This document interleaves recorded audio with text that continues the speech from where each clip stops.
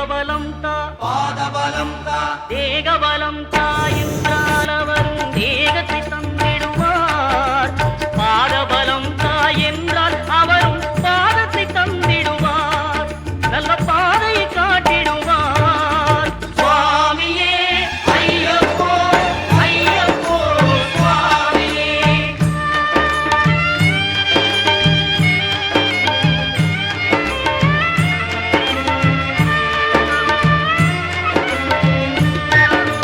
சபரி பீடமே வந்திடுவார்.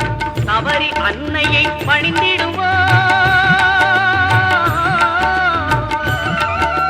கரகத்தியாரில் கன்னிமார்களும் கரத்தினை போட்டு வணங்கிடுவார். சபரிமலையினரை நெருங்கிடுவார். 18 படி மீது ஏறிடுவார். கதி என்று அவனை சரண